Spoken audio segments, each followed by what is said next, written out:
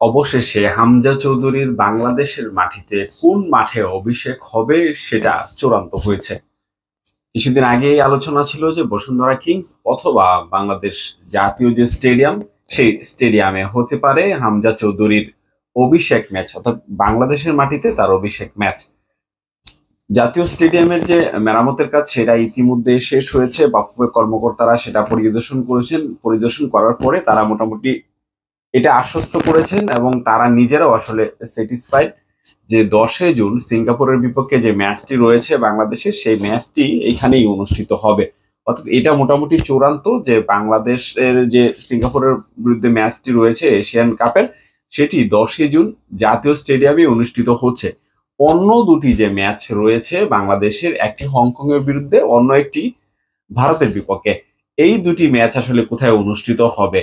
বাফুফের কর্মকর্তারা আসলে জানিয়েছেন যে বাংলাদেশ ফুটবলের যে জোয়ারের একটা আভাস এসেছে, সারা বাংলাদেশে যে ফুটবল নিয়ে আলোচনা হচ্ছে সেটাকে আরো ছড়িয়ে দেওয়ার জন্য তারা এটাকে ভিন্ন পরিকল্পনায় আয়োজন করতে চান।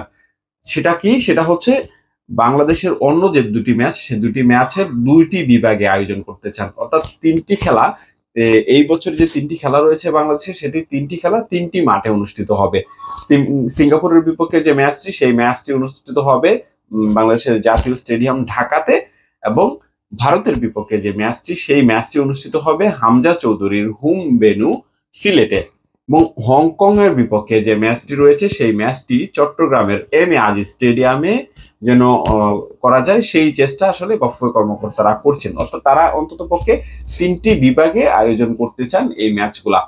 10 জুনের পরেই বাংলাদেশে যে একটা ওপেন ট্রায়াল হওয়ার কথা ছিল, যে বিদেশি ফুটবলাররা, প্রবাসী ফুটবলাররা যারা বিভিন্ন দেশে ছড়িয়ে ছিটিয়ে আছেন, 30 থেকে 40 জনের মতো ফুটবলার যারা ওপেন ট্রায়ালে অংশগ্রহণ করবেন, সেই ওপেন ট্রায়ালটা আসলে অনুষ্ঠিত হবে 28, 29 এবং 30 জুন। এই ওপেন ট্রায়ালে যারা অংশগ্রহণ করবেন তারা সবাই নিজের খরচে বাংলাদেশে আসবেন এবং তারা ওপেন ট্রায়ালে অংশগ্রহণ করবেন। এখন পর্যন্ত যেটুকু জানা গিয়েছে সেটা হচ্ছে 28 তারিখে যে ওপেন ট্রায়ালটা হবে সেটা ক্লোজ ডোর হবে। সেখানে অন্য বাহিরের বাফুফে কর্মকর্তা যারা ছাড়া অন্য কেউ আসলে সেখানে অংশগ্রহণ করতে পারবেন না। জানা গিয়েছে 28 জুন এবং 29 জুন আসলে ক্লোজ ডোর ট্রায়ালটা হবে। এরপরে 30 জুন যে ট্রায়ালটা হবে, সেখানে বিভিন্ন ক্লাবের কর্মকর্তারা সেখানে অংশগ্রহণ করতে পারবেন। তারা যদি কোনো ফুটবলারকে তাদের পছন্দ হয় বা দলে বেরাতে চান, তাহলে তাদের সাথে কথা বলে তারা দলে বেরাতে পারবেন। তারা আসলে ওপেন থাকবেন 30 জুন। এবং এই যে ওপেন ট্রায়ালটা অনুষ্ঠিত হবে, সেই ওপেন ট্রায়াল থেকে বাংলাদেশ জাতীয় দল বা বিভিন্ন বয়স ভিত্তিক দলগুলোর জন্য আসলে বিভিন্ন ফুটবলারকে পিক করার যে কাজটা, সেটা বাফুফে কর্মকর্তারা করবেন। যারা দায়িত্বশীল আছেন তারা সেই কাজটা করবেন। অর্থাৎ হামজা চৌধুরীর পরে বাংলাদেশের ফুটবলের যে জোয়ারের আভাসটা এসেছে, সেটা আরো যেন দীর্ঘায়িত হয়, সেই পথেই হাঁটছে বাংলাদেশ ফুটবল ফেডারেশন, বাফুফে। আর সেই লক্ষ্যেই আসলে ওপেন ট্রায়ালটা অনুষ্ঠিত হচ্ছে। এই ইতিমধ্যে আপনারা জানেন যে 2-3 জন ফুটবলার এসে ট্রায়াল দিয়েছেন বিভিন্ন বয়স ভিত্তিক ফুটবলের জন্য।